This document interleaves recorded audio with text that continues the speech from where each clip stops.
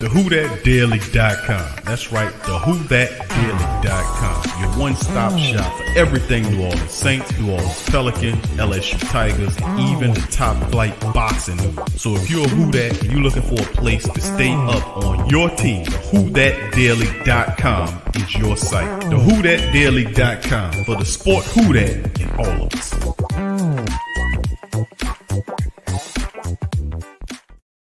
Who That family, check out the Pro Shop. That's right, the Pro Shop is the platform store where you can go and buy all the latest merch to support the platform. Available at the Pro Shops, we have dozens of hundreds of products available for you and your family. Unisex tees for men and women, hoodies and sweatshirts, tank tops, kids and baby items, long sleeve tees, mugs, pillows, wall art, bath bedding, face masks, phone cases, stickers, bags, fanny packs, socks, hats, and many other items. Please feel free to check out the Pro Shops. The link is in the description section below. And remember, it helps the platform continue to grow. Check out the Pro Shop and Who That too.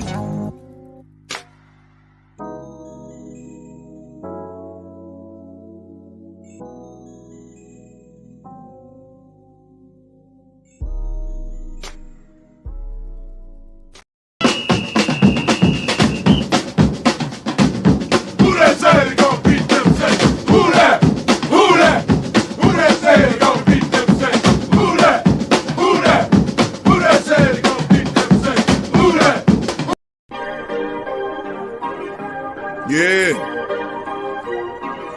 Well, all right. Like you always say, welcome, welcome, welcome. Number one sports talking D. We ain't like the Falcons. We won't blow the lead. Look, all we talk is who that, who got cut and who back. Rookies in the vets, players you should look at. It's the sports coma, you don't wanna miss it. Got the pre-game, party, post-game statistics. Get a visit from Sway, maybe DC or 5. It's the hottest thing smoking, Big Q and the guys. Go to YouTube Live, make sure you subscribe. Interviews inside the Saints locker room high. Talk to Drew, Jordan, Zach, Payton, New Orleans, Who That Nation. Best believe when I say we bleed gold and black. Ain't a miracle or rivalry could ever hold us back. No, Beastquake, Bounty Gate, let the truth be told. It's the sports coma, all we know is say Super Bowl. Yeah. You're listening to the Sports Coma with Big Q and the guys on the PRO Media Network.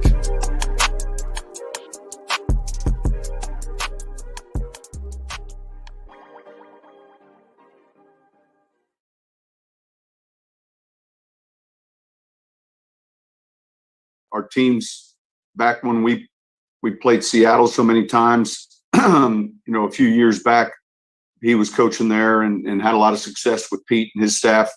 I've spoken to him several times when he was in Dallas, just professionally over different things, and kind of always had stayed in touch. And then with the loss of Aaron, we had that opportunity to bring Chris in along with a few other candidates, and he really did a good job.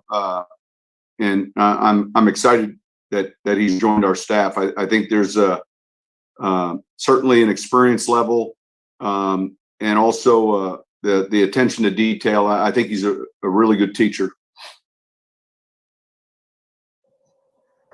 Sean, can you just summarize the work you guys have been able to get done this week?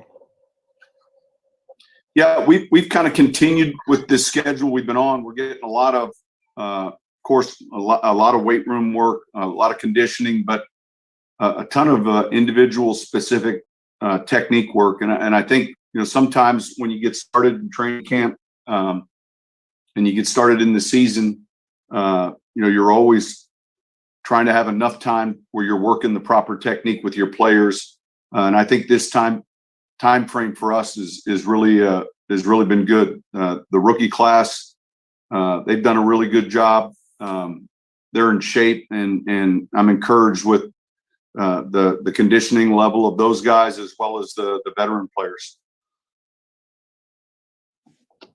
Sean, I know when Dan and Nugent were the offensive line coaches, they would take turns leading meetings, and Nugent said he's going to take the same approach with Streif and let him lead some. What's the advantage to just having two different voices in there and being able to switch that up?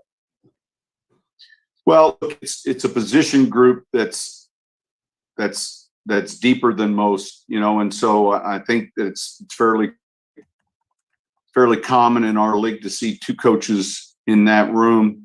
Both of those guys bring completely different skill sets, and yet they're passionate about teaching and about coaching. And I think that relationship is gone well, and I think it's going to benefit our players. So, at times I'm sure whether it's the tackles specifically or the interior part of the line or the tackles and tight ends with Roshar working at the tight ends, that there's a lot of carryover coaching that's necessary. And I think that I think Zach brings an added dimension to our staff as someone who played not too long ago and is someone who's very smart. And then with Brendan, he's someone that has kind of come up, in that front, if you will, or O-line background. Both of those guys are doing a really good job. And I think you're always looking to change up the message sometimes or how it's delivered. And I think those two will do a good job of that. Sean, how is Michael Thomas doing from a health perspective? Has he had ample time to recover from the ankle issues last year? Yeah, look, he's here and been participating. He looks good. You still monitor it, pay attention to it, and scan it, all those things. He's getting treatment, doing the things necessary. So far, so good.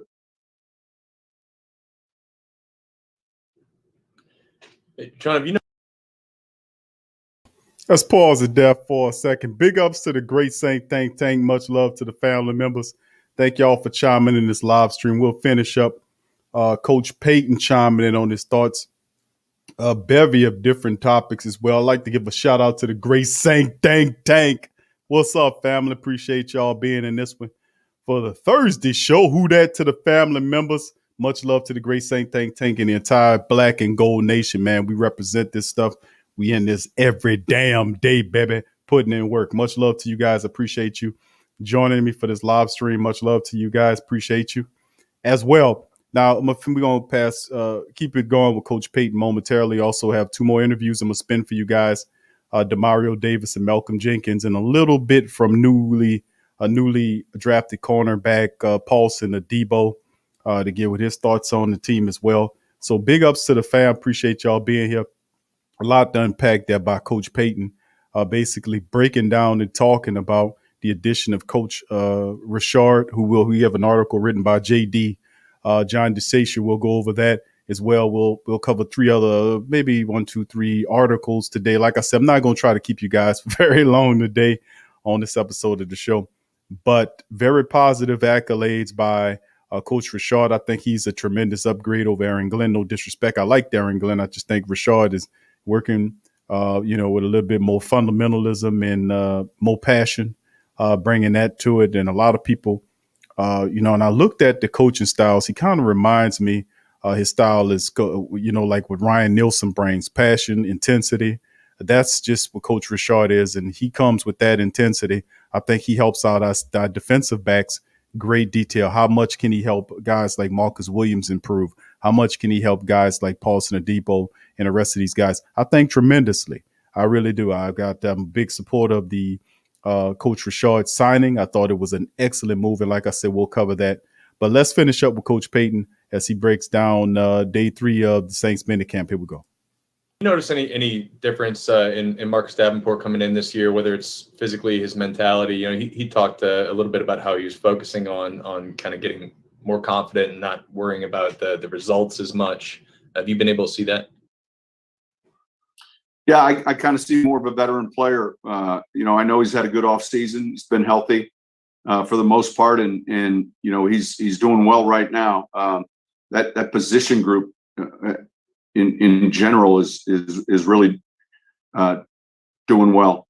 I think that experience is going to serve him well. His disruption, the end numbers will come, and it's just learning to play in and play out, and those results that sometimes you feel like you're being judged by, specifically a hurry, can be just as effective as a sack.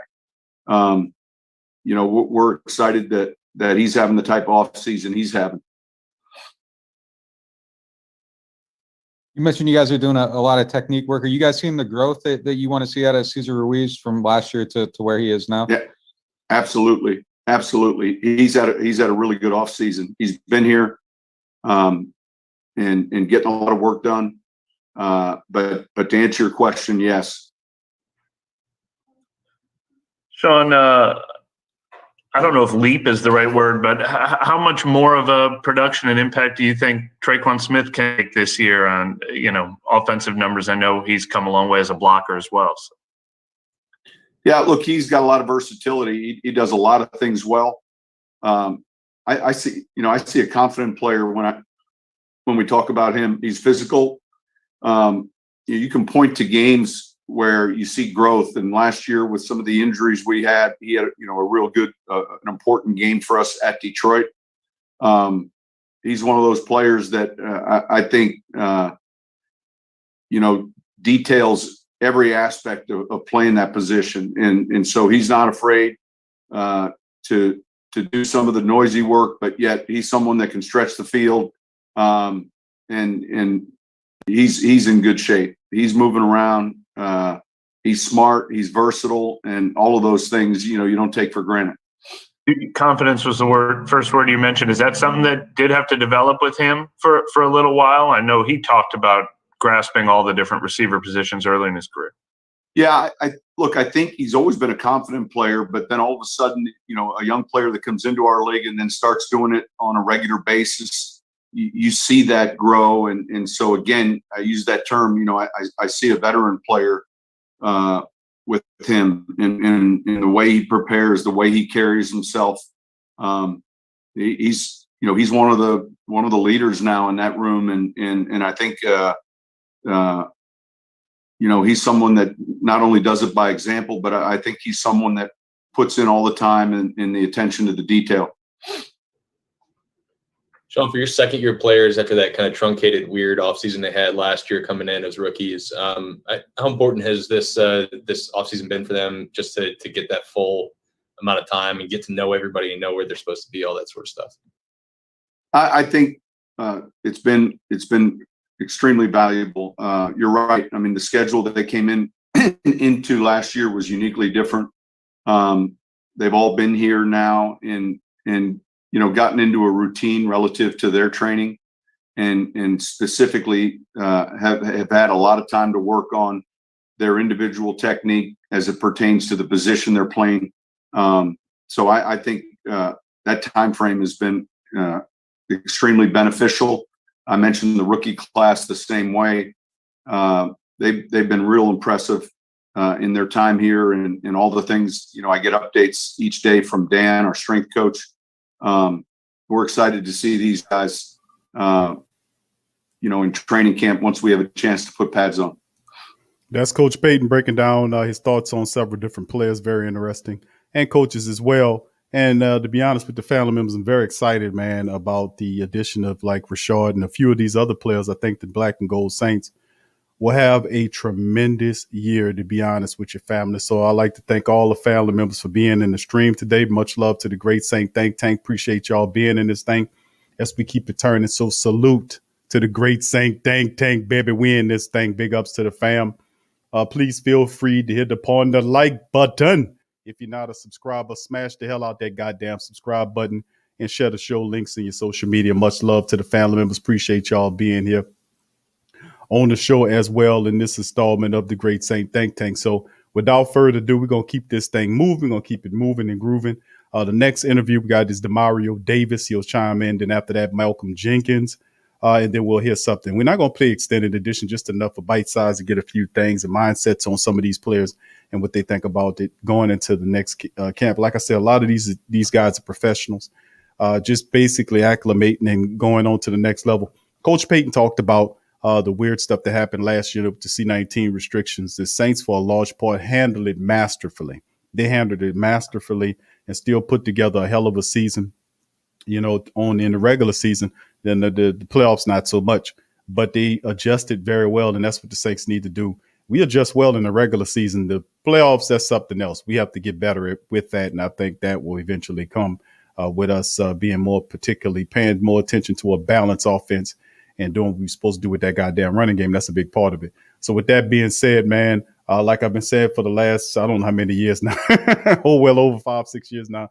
Welcome, welcome, welcome. You're now rocking with the Sports Coma with Big Q and the guys, where we have intense, entertaining, educating, and enlightening sport talk from your favorite sports family. I'm Big Q, the host, and you the great Saint Think Tank, the best of the black and gold, baby. What's happening, baby?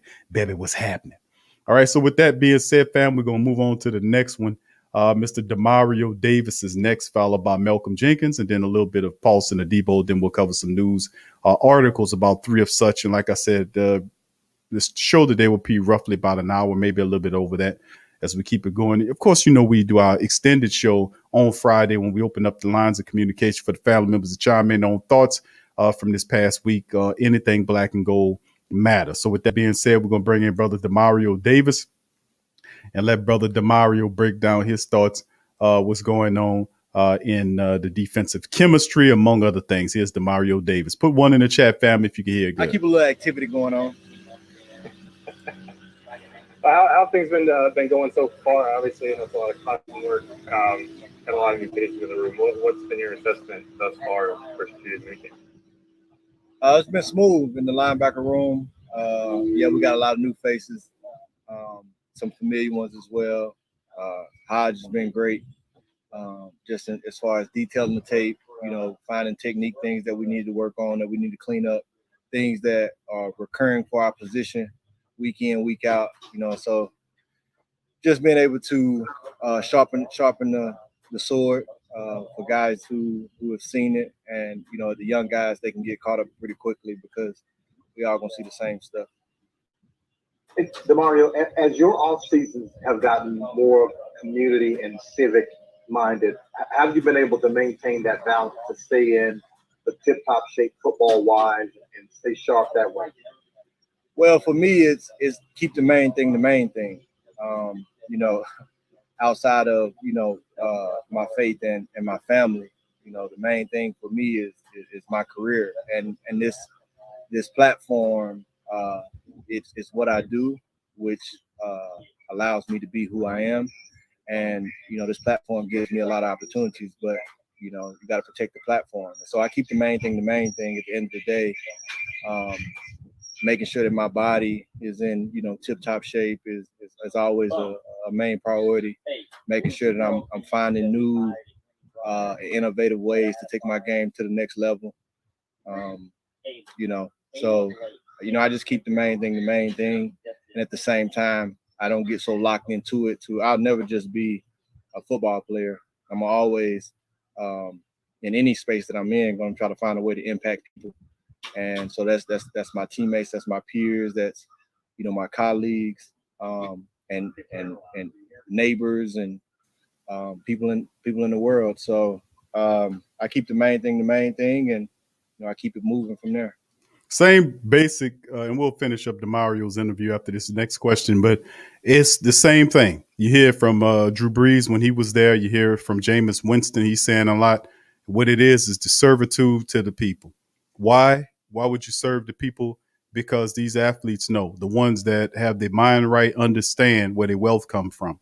They put in their worth, and the people appreciated them, and in return, they blessed them. And this is the thing. The being servitude of the people. That's what it's all about. And in which you serve the people and then serve you.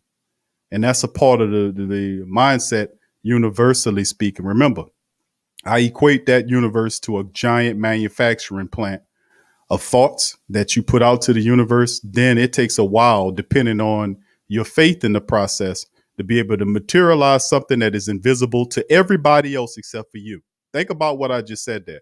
This is what Demario and other people like Jameis, Drew, Cam, and all the rest of these guys understand this science of the mind thing. That's how you materialize, manifest thoughts from the hazy reality of your mind into the physical, the 3-dimensional reality that you experience today. There's a process there. And Demario just talked about that. I just went in a little bit of detail on it. But it's in servitude of the people. What you do for the people, what you give the people. If you give your best to the people will give their best to you. And that is the thing that the Saints, that's why they're so successful and as a team-based concept, because they understand how that the important thing is to serve the people to the best of your ability. Let's finish up with Demario, then we'll move on to Malcolm Jenkins. Here we go. You've been here a couple years now, so what does it mean just to be embraced by the community? You mentioned your neighbors, so what does it mean just to be known as one of the key cog Saints now at this point? Ask that question a little bit different. I was just saying, what does it mean just to be, embraced by the New Orleans community and just be a really well-known Saint now and just be one of the top leaders on the team? Man, being in this community and this culture is everything. Who that nation is something special, and you have to be a part of it to know. You have to experience it to know. No outsider will be able to look in and understand what it means to be a part of this culture. The team breeds the community breeds the team, and it's everything, and so, I respect this environment, I respect this culture, and came in understanding it and embraced it, and it embraced me back, and so it's just one of those things that, it was mutual on both sides. I think this culture knows that I understand it, and it understands me, and, we're natural, we were a match made in heaven. And so it means everything to me to be a Saint and be a part of Who That Nation. Can you share some of the things that you might That's Demario Davis, man, saying it all, how the family members embrace Demario Davis. Because when you show the family members that you was about 100%, that's all it took for the family members to say, listen, Demario Davis is who we like, and just the kind of fella that's supposed to, he does it just how the Black and Gold Nation want him to do. So it was easy for us to then accept Demario because what he is. So big ups to Demario Davis, who continues to do it big. Just be very mindful, Demario, a word for you, or who you align yourself with, because you are using a platform that's extremely powerful. Make sure and pay close attention to the people that you ally with to make sure their ideals are 100% with yours and moving forward for real. But anyway, that's all I can really say about it. But thank you for that. All right, Javier says, seriously, who cares what the Saints do from here till the season starts after watching Brady come in and win the Super Bowl? Kind of embarrassing. Javier, I'm with you on that. I agree. It was embarrassing to watch Tom Brady come in and win that Super Bowl, despite the fact the Saints won the NFC South 4 years running. And often talked about that was, it still pisses me off to a great degree. And I can understand why you still be a little raw with your sentiment pertaining to that. But yeah, but this is where it all starts. I guess I can call it the, I ain't gonna call it revenge, because I don't think it should be called revenge, but I guess to fix what they've done for, to come back and repair or to make right what was wrong, to renew. I ain't gonna say renew. It's not the right word, but I'm searching for a word that can explain exactly how I feel from that standpoint. But the Saints must correct and fix what happened last year. It wasn't supposed to end that way. And we have an opportunity to come back and make right what was wrong last year.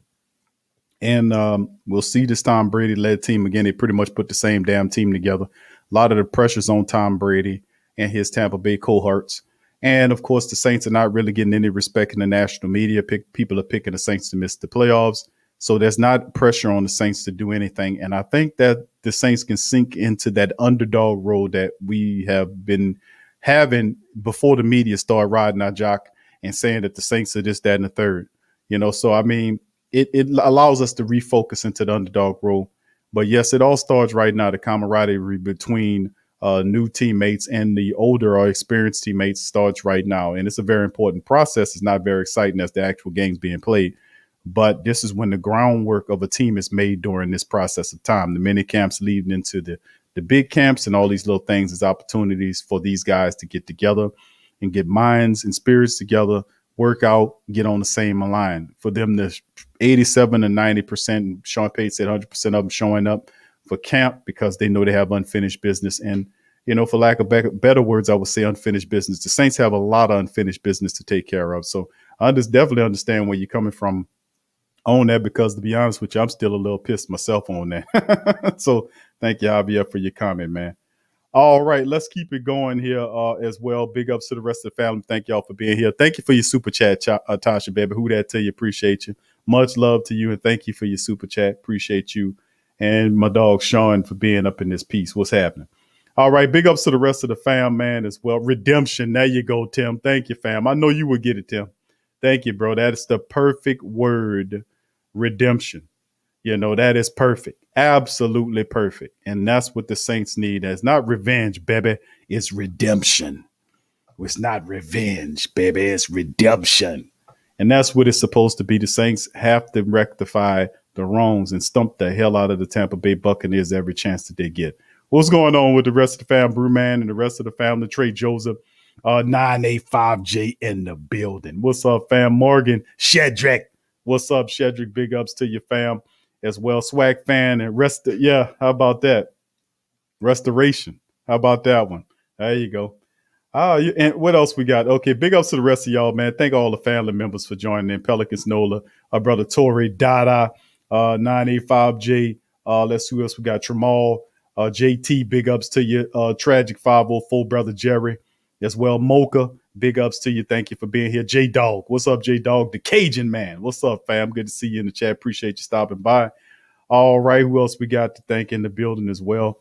Yes, what's up, Marco? Big ups to you, Marco. Appreciate you dropping by for the show tonight. My friend Eternal. What's up, Eternal? Eternal Absolute in the building. What's up, brother Doug? Who that to you, fam? Good to see you in the chat as well, my friend. Appreciate you. All right, Nolan's 504. What's happening, fam? Robert Clark, who that to you, fam? Good to see you as well in the chat as well. So if I missed you, give me a shout out, family, and I'll give you a who that back, man. You can't get no no more realer than that, baby. Baby, you can't get it, baby. More realer than that, baby. What's happening, baby? All right. So with that being said, man, that was Demario. Let's get into Malcolm Jenkins, who, you know, and some people believe Jenkins is the exact opposite of what Demario is represents. I know some shit about Malcolm Jenkins. He's very opportunistic. I'll be honest with you, man. Very opportunistic dude. But a lot of that's how they think they survive. What's up, Hayabusa? Who that to you, fam? Appreciate you being in the building as well. Much love, fam. Appreciate you. But let's get into it, fam. We're going to finish up with Jenkins, a few, and then we'll play Paulson Adebo, the third round draft pick cornerback, and hear what his thoughts are. So here's Malcolm. I'm going to play a few minutes of this, and then we'll move on to Paulson Adebo. Here we go. Are you ready, Malcolm? Yep. Well, Malcolm, your first year with a new coach in the secondary, what's he sort of been like so far, Chris? Chris is intense, but you know, he's somebody I respect. I actually had a chance to be under Chris in a Pro Bowl a few years back when Dallas, the staff was, you know, the Pro Bowl, and so I know he's a guy who's well respected. Was in Seattle, had a lot of success with those guys, with Sherman and Legion to Boom. So he knows, you know, a lot about this about defense, about coverage, and he's somebody who brings that intensity. I think he's going to push this group. You know, a group that I think has a ton of potential. It needs somebody to always kind of be pushing the best out of us. So I think it's going to be a good addition to the team. And you say he's intense. Is he AG intense?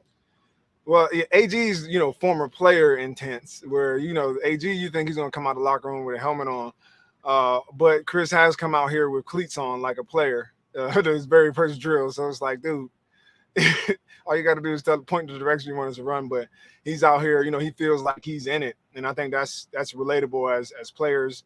You want to feel like, you know, your coach is just invested in, you know, everything you do, all the way to the drill work and individual to what you're doing in the game.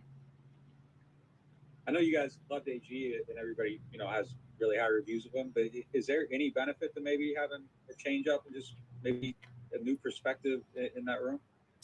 Well, I don't know if it's any benefit to, you know, like to shake things up, but I think if we were going to, you know, replace AG and get another coach, I think Chris is somebody who was a great fit and a great addition, you know, and that's something I think, you know, even myself, when we lost AG, you know, the biggest worry is, okay, who are we going to fill that void with?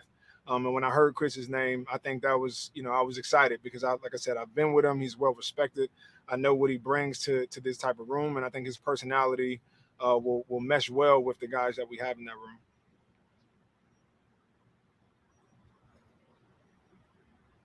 You had the great opportunity to return to New Orleans last year, not just the city, but not just the organization, but the city as well. How are you looking forward to year 2 back on your second stint?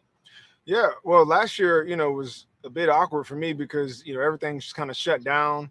We're kind of in isolation as players, just trying to make sure that we make it through the season. So I didn't even get a chance to really get out in the city. And now that things are starting to open back up, I'm looking forward to getting back to seeing, the sites, being around the people, that I've missed since I've been gone. And really getting back involved. Hey, Malcolm, what's it sort of just been like watching Marcus Williams and just his growth from what you saw last year to now? Oh man, it's great. And I think, his confidence just gets, grows with every rep that he gets, with every game that he got. I think he when I first got here, it might have been a little bit, shy to address some of the things that were his weaknesses, but he began to take those on, and you start to see it, improve as the season went on. And so now, I'm like, hey, this is your year, and I think he's poised and ready to really step into that role and take his career to the next level. And we need that as a team, for him to be at his best. And I think, he's going to be a guy who's going to make a ton of plays for us, a rangy guy out of the post, who's now understanding how not only to, make plays on the ball, but approach ball carriers and strike guys and be that enforcer that we want coming out of the middle of the field. Let's talk about that right there, because that's Jenkins talking about Marcus Davenport, excuse me. And that's pretty fun to hear him talk about Davenport. And I know most players do that thing where they kind of uplift their teammate. But to be honest with you, you heard Coach Payton mention or Cam Jordan mention that the light bulb went off for Davenport, which is big. Because they could say he's working hard. They say the generic stuff that if you pay attention to it, listen, family, here on the Sports Coma, man, we play, I don't know how many interviews, man. I mean, we played literally over a season, thousands of interviews that we have cataloged among the archives of our shows that we do pretty much every damn day, except for, well, almost damn near every day. But, you hear the generic spill after a period of time with them regurgitating the same talking points or using the same rhetoric. But it's not too often, unless they really mean it, that they say the light bulb went off. It took a while because of the constant injuries to Davenport. But I was saying, and given reasons why I think Davenport has a big season this year, there's so many reasons why. The fact that he was working with Cam Jordan, you hear Jenkins talk about him. Next question, Coach Payton talked about that. Cam Jordan talked about that when they interviewed Cam yesterday. Cam talked about Davenport and what he was doing and how he said he had a light bulb that went off in his head, meaning that he understands the game, or the fact that the game is slowed down where he can understand it. Because that's the way a lot of the athletes understand it. It's like the game's moving fast, but ultimately it slows down where you can understand it. You basically catch up to it to a degree where you understand what's going on out there. So a lot of positive reports about Davenport, and it's going to be interesting to see Davenport, but he's one of several Saints players that I have on a must step up list to do it, and players that I think will step up and turn out for the Saints this year. I say Davenport, Traquan Smith, and I got a couple of them that I'm talking about that we doing the damn thing. So with that being said, that's Malcolm Jenkins. And of course he talked about Coach Richard, who's the new DB coach, who is intense. And like I said, I think he helps Marcus Williams. He helps a lot of those guys, especially a lot of the young defensive backs, improve their games. And I think this is going to be a tremendous hire, because remember, the secondary group is always the group we pay close attention to. It's always the group. So, do the Saints lock in and get Kirkpatrick? We'll see over time. But Paulson Adebo's there. We see Keith Washington, Pale Grant Haley, and several other young defensive backs that'll be working, including Eric Burrell and JT Grant, other guys that be working with Coach Richard, who really don't know these men. But with the camps, the mini camps, he's getting a feeling for who he needs to coach and the style and whatnot. But I think he's an upgrade over Aaron Glenn. And besides, they needed somebody to kind of shake up shit over there in that secondary. You know what I'm saying? But anyway, we're going to do our final interview, fam. We're going to bring in Paulson Adebo, and hear what the young fellas' thoughts on minicamp. Here's Paulson just getting back Adebo, the into third round a pick. locker room with a bunch of good guys. You have good veterans here, a bunch of guys that I can look up to. So I've been enjoying it. You play a lot of nickel before. Malcolm Jenkins just mentioned that they have you kind of learning two positions right now. Just curious if you have any experience there, and then just also what's the process been like? Just trying out those spots. Right. Yeah, I played some nickel in college as well. A couple games put me in as nickel. In practice, I always ran with the twos at nickel, so I feel comfortable jumping in there and learning the nickel position as well. Obviously, I played most of my college reps at corner, but coming into the NFL, just being able to be as versatile as possible and play as many positions as possible, I feel good. And you opted out last year. What did you do over the last year to just kind of stay close to the game? And has it been an adjustment just kind of getting back into the flow of things, or do you feel like it's pretty easy with what you did to prepare? I feel like I prepared well over the past year. Coming back, I'm in shape. I feel this is the best shape I've been in physically, mentally. So I feel like the last year's work, even though I didn't play, I did a good job staying in the loop as far as watching film, making sure that I'm just touching up on things, whether it's on the field work or off the field work, mentally, physically, technique work. So I think I did a good job over the last year. What's the next step for you chemistry wise? Obviously, you're just coming in, learning some new guys and a new team. So how do you get acclimated, given the fact that you guys are in the classroom, how do you get acclimated with the other guys? What's that process like for you? For sure. Some of that just takes a little bit of time, getting to know guys on a personal level, getting to know them on the field, how they play, how we can be able to work together and be the best secondary out there. It's kind of your mindset coming into this, as a rookie, obviously. Are you trying to just kind of keep your head down and learn? Are you trying to stand out? Like, how do you kind of view it? I mean, obviously, I'm a competitor coming in here, just trying to learn as much as possible from the older guys, but obviously came here for a reason to compete, and we want to play. So any way I can get on the field, as quick as I can get on the field, the quicker I can learn and know all the different positions they want me to know, then the quicker I'll be able to play on the field and compete. You able to kind of lean on some of the veterans they have here to do that? Yeah, for sure. All the veterans have been super, super welcoming, helping us out if we have any questions, asking them, not being afraid to ask the older guys. There's no sort of hostility or anything like that. So it's a really good locker room, and I'm fortunate to be here. Is there anything that you're going to focus on when you get out of here that's kind of like, hey, this is the main thing I need to do to make my best run to get that starting spot in training camp? Yeah, first and foremost, just making sure I know the playbook in and out. Obviously, the older guys, they have a jump on all the rookies.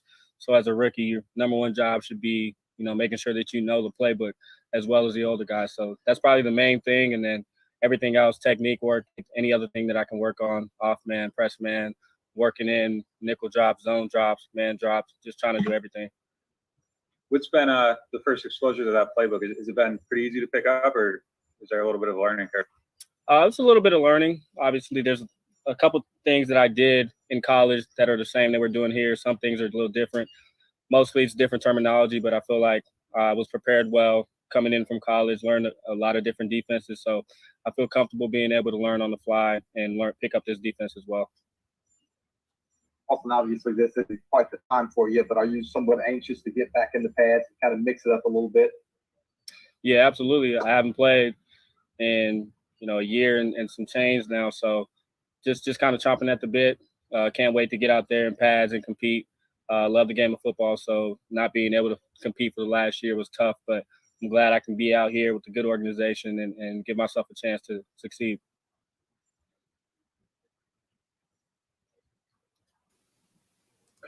That's Paulson Adebo family, and as you can hear, a very smart young fella. And a lot of people, man, have a lot of really great things to say about Paulson Adebo. And you look at the tape on Paulson's, one thing he's not lacking is confidence, lack of self-confidence.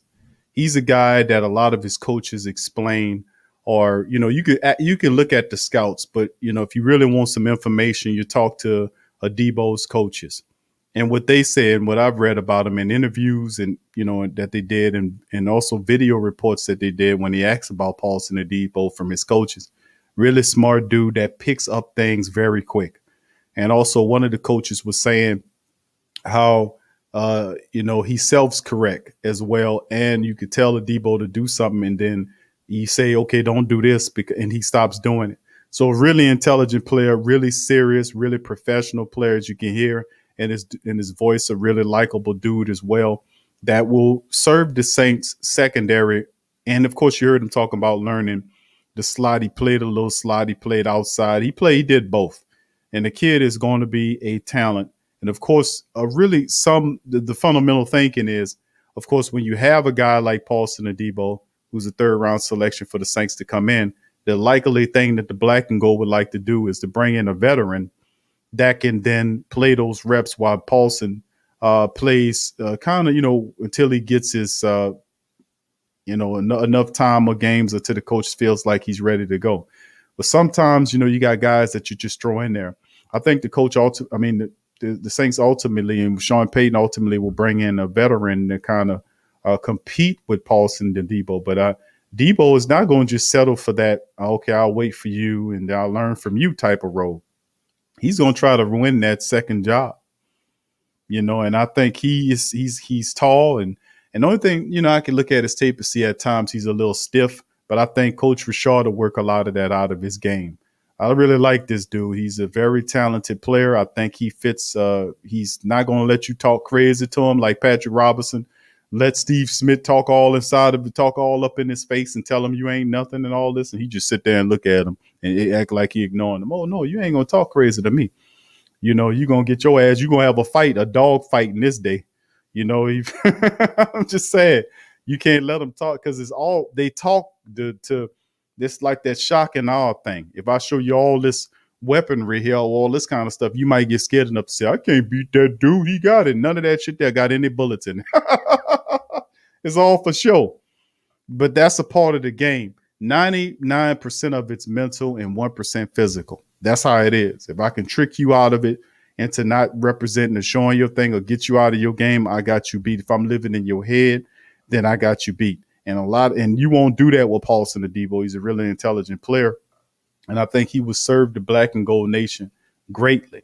So with that being said, that'll conclude our interview process with all of our different players, as we then will proceed into the article portion of the show.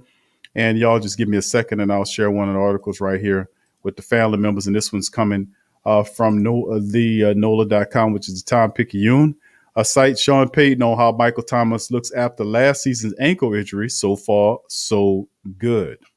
And of course, Coach Payton said so far, so good. And that is a tough injury. But from what I was looking at with Mike, he is working out pretty well. He did everything he was supposed to. He had the surgery and everything, and he's moving along swimmingly. This is Rod Walker from Times. He says Michael Thomas wasn't available to the media during the 3 days of Saints minicamp this week, but Payton says the Saints' top receiver is doing well after battling an ankle injury last season. He's here and participating. He looks good, Payton said, and of course we played that. We're still monitoring it and paying attention to it and scanning it and all those things. He's getting treatment and doing things that are necessary. So far, so good. Thomas played in 7 regular season games in 2020, catching 40 passes for 438. He caught 5 passes for 73 yards and a touchdown in the 2 playoff games that came on the heels of a 2019 season when he set the NFL record for receptions in a single season with 149. His teammates are glad to see him back in the mix. Oh, man. And this is coming for Traquan.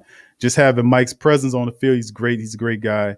You can see what he can do when he's healthy. Everybody knows what Mike Thomas can do when he's healthy. Having him back around, it's a great experience with him teaching young guys. Just his presence with him, being a veteran, it's great having him back, says Traquan Smith. And, of course, Traquan Smith will be paired with Mike for this upcoming year. It'll be interesting, man, to be honest with you, to see just how well Traquan acclimates there, because Traquan, man, needs to step his game up. I think he does this year. Another of those young players or those guys that need to step up. Traquan's another guy that needs to step up big time. He got a lot of pressure up under him, young wide receivers. He's in the last year of his rookie contract. Traquan got the ball, but I got faith in Traquan. I think he does. I got faith in Davenport. I think he does. And because of Coach Rashard, I think he helps Marcus Williams out and helps him take his level up a bit. Now, is it enough to take it up to a Pro Bowl? I'm not going to go say all that. Y'all be thinking I'm drinking on the heavenly hill then.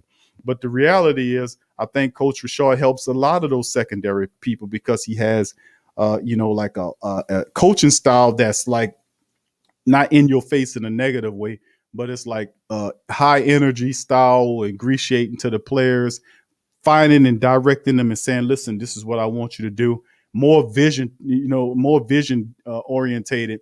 If you're Coach Rashard and you're known for putting together the secondary from the Legion of Boom, and you come to New Orleans and say, I want to do this here, then a lot of people be like, man, this the Legion of Boom dude. I'm saying he helped a lot of people in Seattle, but also in Dallas when he went there to Dallas. He helped a lot of those players that were no-name players develop their games to another level.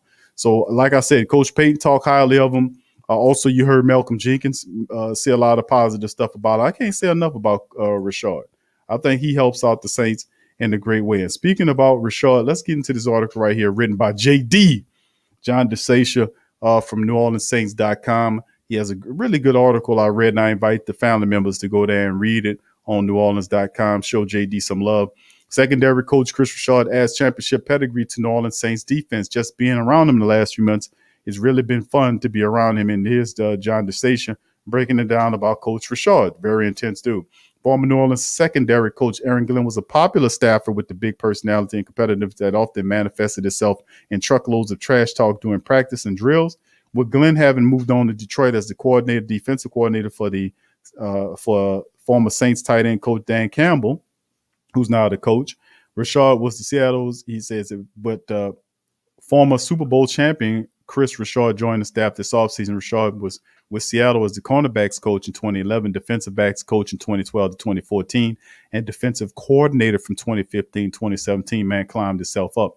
When the Seahawks won the Super Bowl in 2013, advanced to Super Bowl in 2014, I thought Aaron Glenn did a good job with the secondary, and I'm happy for him that he had the opportunity to move on and call the defense, said Dennis Allen.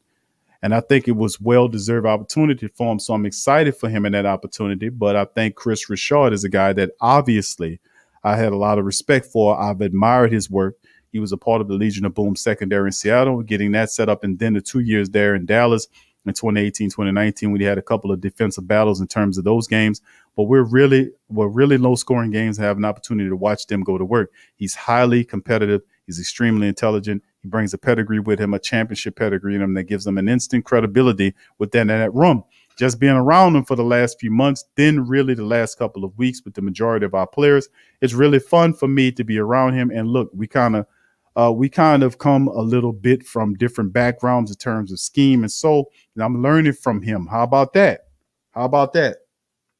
Now, this is Dennis Allen talking now.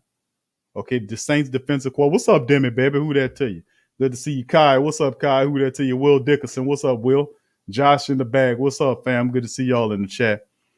Now, this is Dennis Allen, the Saints defensive coordinator, Dennis Allen, talking about learning from Coach Rashard. This is big and this is a very positive thing to say as well with Dennis Allen, to learn from the likes of Coach Rashard, who was also a coordinator at one time. So it's not just some guy that's a positional coach. He kind of, in terms of secondary, he did it all. He was a defensive backs coach, and he went to, he did the coordinator. I mean, he did it all when you want to talk about defensive backs and on that side of the defense and doing it. So he's a great resource for Dennis Allen to help improve.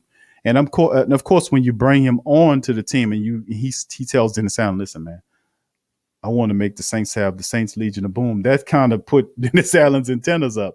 Because if I was a defensive coordinator and Rashard says, man, listen, I want to make a Saints Legion of Boom, man, I'd be like, what? Let's go. Let's do it, baby. So it's interesting, but this is good information right here. And let's get back into it because it's very positive. All right, I'm learning from him. Hopefully there are some things that maybe he might be picking up from me. I think it's going to be a good addition to our coaching staff. I think that was a positive move.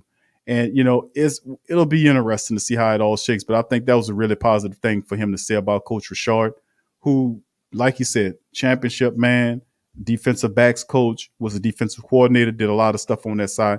Excellent resource for the Black and Gold Nation. Really big up on Coach Rashard. And remember, and yeah, that's right, Javier said, hopefully he brings that swag to the Saints. Yeah, and I think so, bro. It's a part of it because really, I think the positive thing about it, like we do this every year when the season starts, y'all know it, family. is that when we get into talking about the Saints, we automatically talk about two things. It's can we get enough sacks? And usually most of the times it's about the secondary. Can the secondary improve? Can the secondary step up? We got Malcolm Jenkins there, really intelligent player, still playing at a high level for the Saints. Marcus Williams, can he take his play up to Pro Bowl level with this man on the screen, Coach Rashard? I think he helps out a great deal.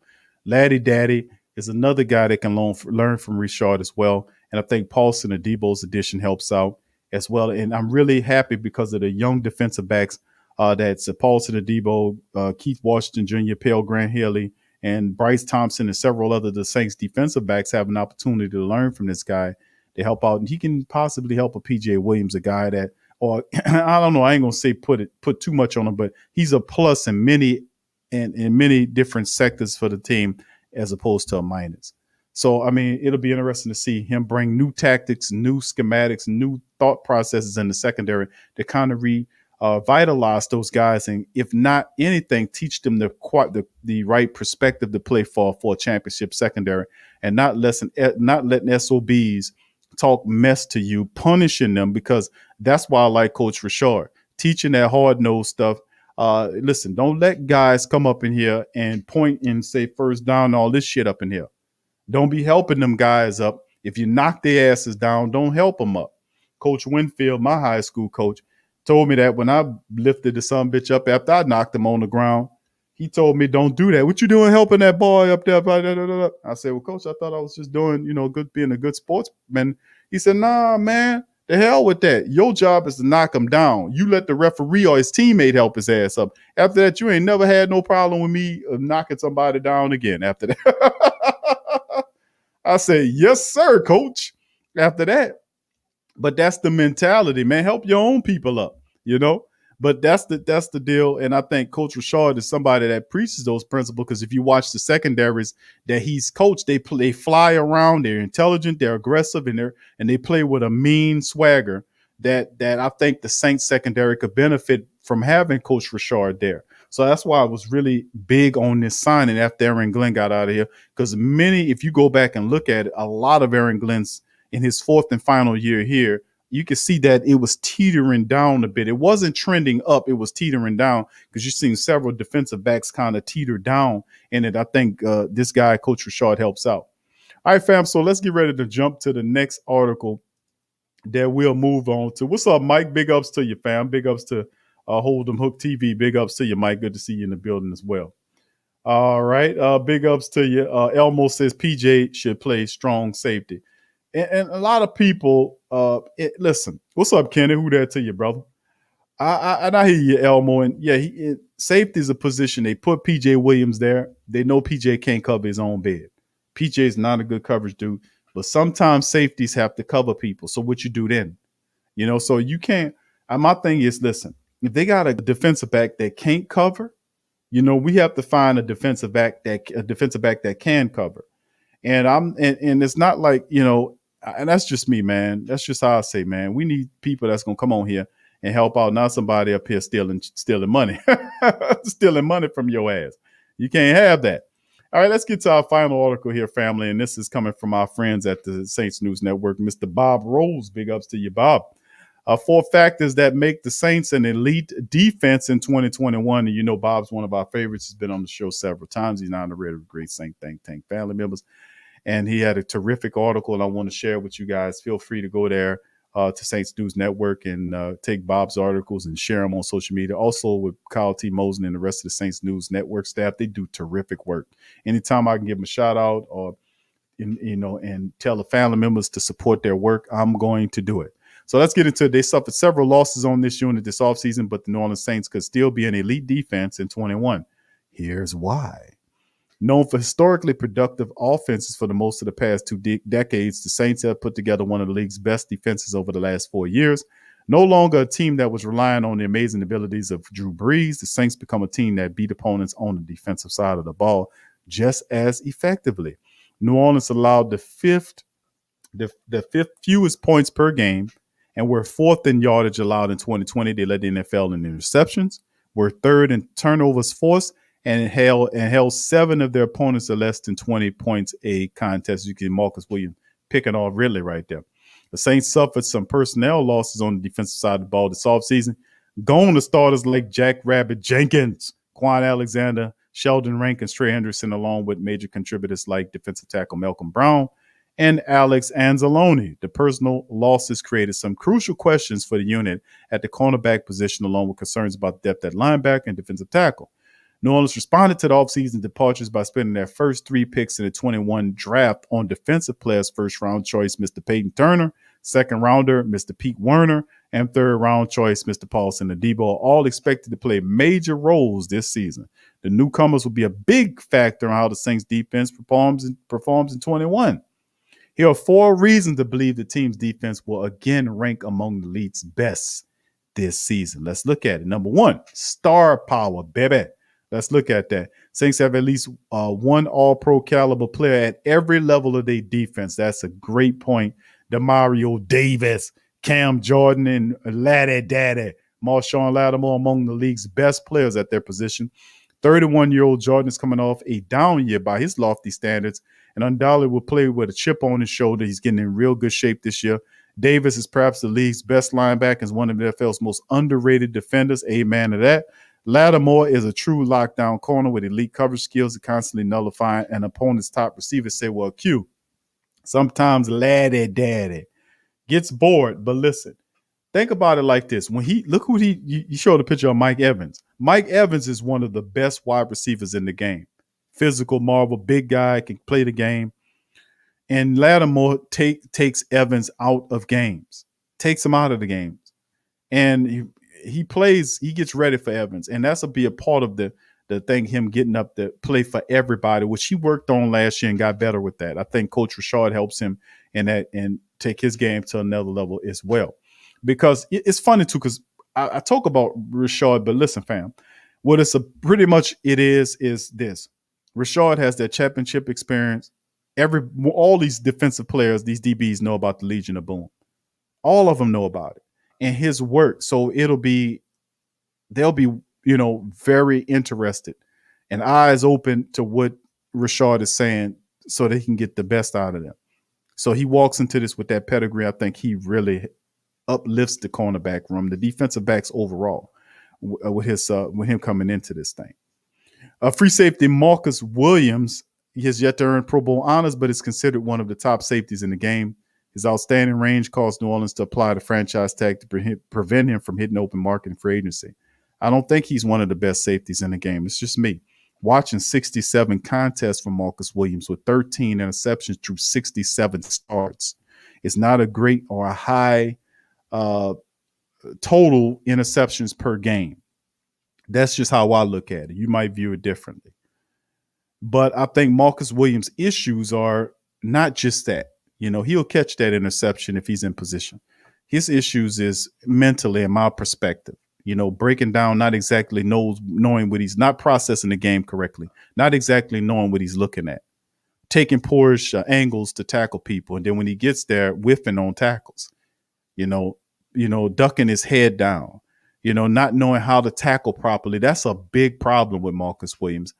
And you paying a safety who's a poorish tackle and he's your last line of defense is a recipe for disaster. I've been warning them about this for years, about Marcus Williams. The tape don't lie. My thing about Marcus Williams this year is I think he's improved strictly because Coach Rashard will not allow him to be a poor tackler back there. He's going to put an emphasis on Marcus Williams, improving that aspect of his game. Remember, we played interviews by Marcus Williams just yesterday, and reporters asked him about his tackling, and he said that he needs to improve and get better, all this kind of stuff. We played that yesterday. But the reality is, I think that's a big part of it. Rashard helps him process the game a little bit better, in my opinion, and most certainly he will pay attention to Marcus Williams' tackling issues where Aaron Glenn failed to help him in that range.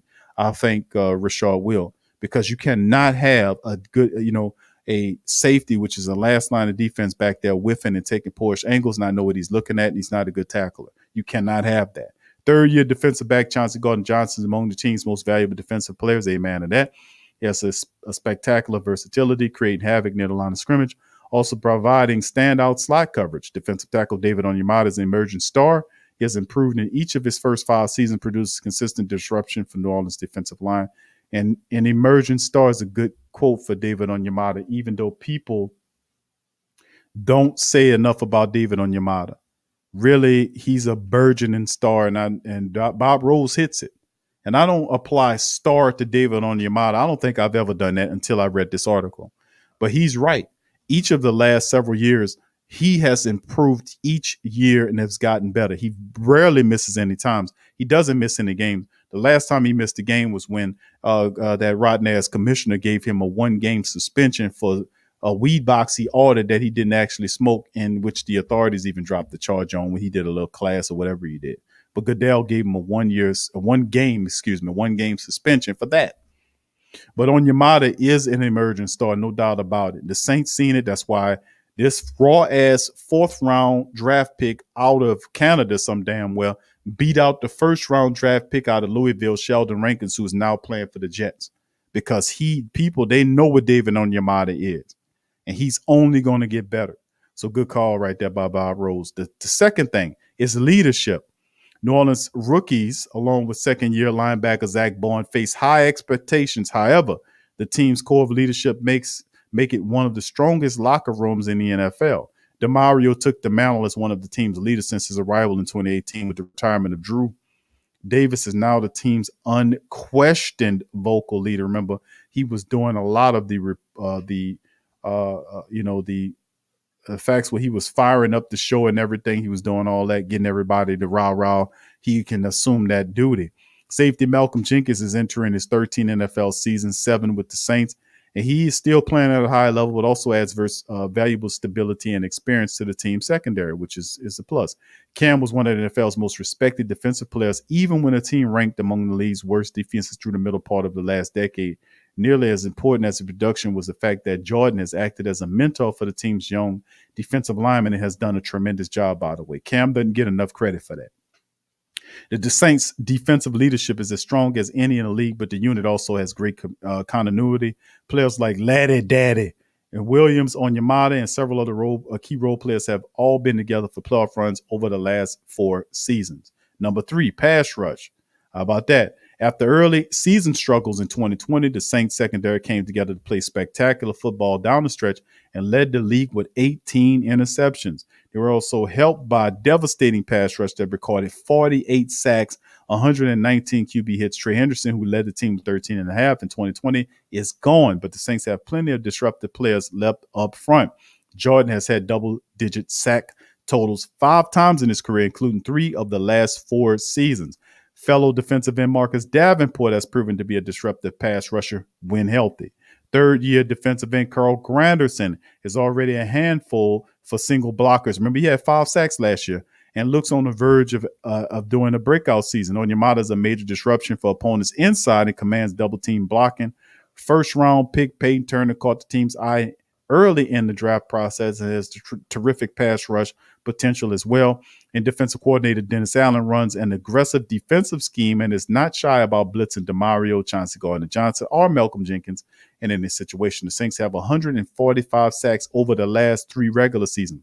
Their ability to keep opposing quarterbacks under constant duress creates opportunities for their talented secondary. It will also help mask a potential weakness at the cornerback opposite at Lattimore in 2021.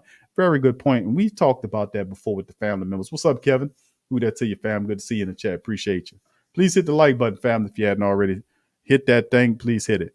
145 sacks over 3 seasons by the Saints, and they will get after it. Like I've said about the Saints pass rush, is the fact that I've never known the Saints listen, I'm talking about athletes. We talking about Peyton Turner as an athlete. We talking about Davenport when healthy as an athlete. Cam has gotten in better shape than what he was last year because he felt like he had an off season.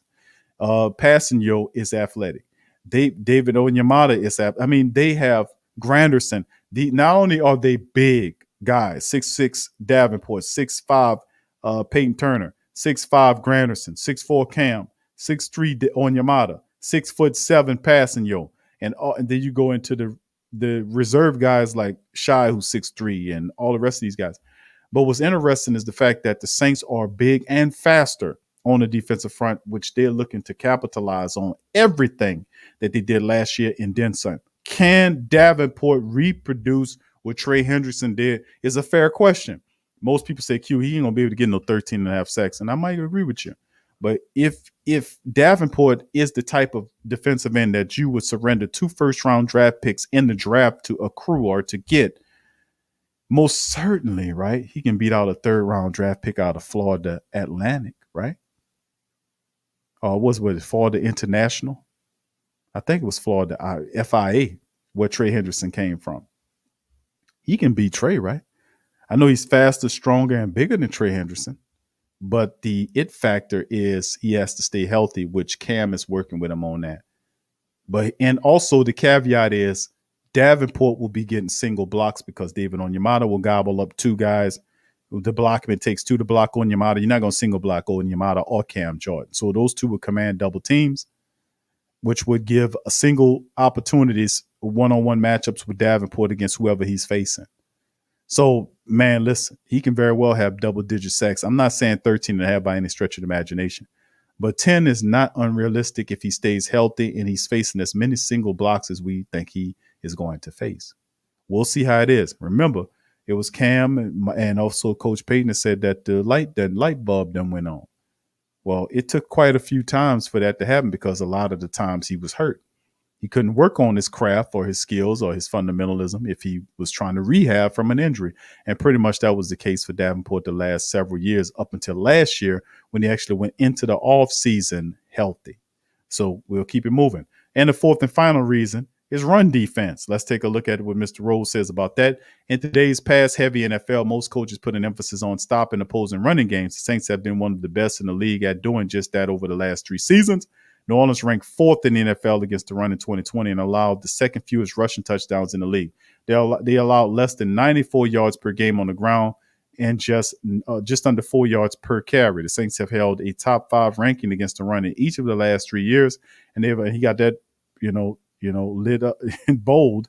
They've allowed an average of less than 88 yards per rushing over the last 48 regular season games. New Orleans has made most of their opponents one-dimensional while winning 4 straight NFC titles.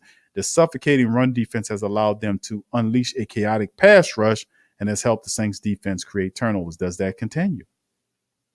Does it continue? Indeed. New Orleans defense relentlessly pursues ball carriers and plays outstanding team defense while creating big mistakes in crucial moments. Even with the personnel losses this season, this unit still has plenty of talent to fuel a championship run in 2020 run. So let's give a shout out to Bob Rose. This is a terrific article, and if you want to share this article, please go to Saints News Network and share it on your social media feed. We always got to support the writers that's doing it, and I read a lot of good writers, and I give a lot of them credit as well. It's part of what it is. So with that being said, that's all the different articles we're going to cover today on the show. Appreciate the family members in the building. Much love to you guys. Appreciate y'all being in this thing. All right, Pelicans notice Big Q. I think our defense name should be AKA Slob. South Legion of Boom. Okay, I got you. Slob. I got you, fam. All right. Thank you, Pelican Nola. What's up, Kevin? Who that to you, fam? Appreciate you as well. Thank you. Big ups to you. Kenneth says the owner of the company. Okay, he's just talking in the chat. All right, y'all cut this food talk out now. Y'all making me hungry talking about etouffee and everything. What y'all talking about on here? Y'all know I like to eat up in here. Michael Rios. What's up, Mike? Who that to you? What's up, Kelvin? Watched it from Phoenix, Arizona. What's up, Kel? Big ups to you, fam. Good to see you in the chat. Uncle Paul is in the building. Good point. That's the great Saint Tank historian Uncle Paul. It says Turnbull had 10 sacks in his rookie year. Turnbull was one of my favorite players at one time. I really like Turnbull, man, as well. But yeah, we'll see, man. Hopefully, I really do. Hopefully that he steps up and shows out. And I think he does, man. I think Davenport wakes up and handles business. All right, family. So with that being said, listen, we're going to end the stream on that. I'd like to thank all of the Black and Gold family members for chiming in on this edition of the Sports Coma. Like I said, we will return tomorrow with an extended show, 3-hour show. We'll open up the lines for the family members to chime in. And whatever questions, concerns, or comments that you guys may have, feel free to put them in, call up and all that. We'll provide the link and we'll put the link in the chat and all that for tomorrow's show on Friday Saints Talk, or thanks God it's Friday Saints Talk. We'll be up doing that and doing the damn thing tomorrow on Friday. So Big ups to you. I hear you, Tasha, baby. She said I have to cook. You tell Sean to make sure you get all that cooking. All right. Yeah. I like to eat too, man. You know what I'm saying? I love, good food, man. Listen, I'm from New Orleans, fam. Y'all know how that go. Kai says, I'm anxious to see Adebo on the field. I agree with you, Kai. I agree. I think Adebo's going to help out big time. What's up, Action Jackson? How you doing, fam? All right. Appreciate you too, my brother. Thank you, man. Appreciate the commentary. Thank you for being here, my man. Action Jackson is in the building. So with that being said, I appreciate you guys. That's right. That's why, Jamal, we need mama's cooking. That's right. Sprinkle some mama's cooking on it, like Brother Kwame said. All right, Fabs, I appreciate y'all, man. Thank y'all for chiming in the stream tonight. Please hit the like button. If you like the stream, please feel free to sign up for our Patreon. The link is in the description section below for Patreon and other platforms that we do, whether it's Ring Kings Boxing, Pelican Postgame Report, Tough Tiger Talk, or whatever else. The links is in the chat for those platforms as well. And like I said, you can join YouTube, become a YouTube member. That helps out the stream as well. And like I said, I'm going to pop back up here Friday for a 3-hour stream. We'll cover it. Also, Saturday is Pelican Postgame Report, Ring Kings Boxing, all that's going down. You know, we don't play with your family. We're going to be consistent and give the family members and serve the family members in the right way and represent, baby. We're going to represent, baby. We're going to represent. I know, New Orleans, bro. Man, they talking some good food up in there, man. I was like, man, come on, what y'all doing up in there? What y'all talking about? What's up, Ice Man? He said, I'm going to keep it real, Q. Marcus got to do. Yeah, you're right, bro. You absolutely right. You are absolutely right. Marcus has got to step up. He got to do the game. He says Marcus needs to learn how to tackle all the shoulder tackles. Not going to cut it. Marcus Williams, I think Brother Kai is talking about. But I think Iceman talking about Marcus Davenport. But Marcus Williams, whether it's Marcus Williams or Marcus Davenport, both Marcuses need to step their ass up and have big seasons this year. It'll probably be around about 6 there, Brother Jerry, 6 o'clock, and last about 9 o'clock, about 2.5, 3 hours. We'll do it tomorrow. So what's up, Damon? Appreciate Brother Damon. Drop. Thank you, Damon. Much love to you, fam. Appreciate you, my brother. Yeah, no doubt about it. So with that being said, I'm going to tip out on that. Much love to y'all. Y'all stay safe, and I shall see you guys tomorrow on Saturday. When I say Saturday? Friday. Thank God it's Friday. Saints Talk. So much love to you guys. Appreciate you. Who that? And I'm out. Yeah. Well, all right. Like you always say, welcome, welcome, welcome. Number one sports talking D. We ain't like the Falcons. We won't blow the lead. Look, all we talk is who that, who got cut and who back. Rookies and the vets, players you should look at. It's the sports coma, you don't wanna miss it. Got the pre-game, party, post-game statistics. Get a visit from Sway, maybe DC or 5. It's the hottest thing smoking, Big Q and the guys. Go to YouTube Live, make sure you subscribe. Interviews inside the Saints locker room high. Talk to Drew, Jordan, Zach, Payton, New Orleans, who that nation.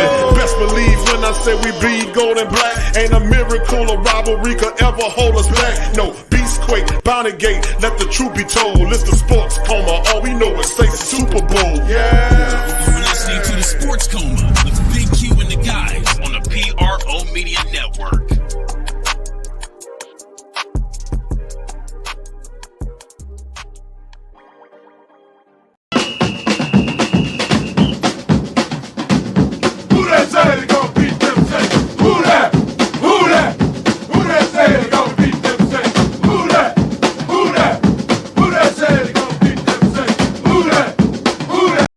WhoThatDaily.com. That's right, WhoThatDaily.com. Your one-stop shop for everything New Orleans Saints, New Orleans Pelicans, LSU Tigers, even the top flight boxing news. So if you're a Who That and you're looking for a place to stay up on your team, WhoThatDaily.com is your site. The Who That Daily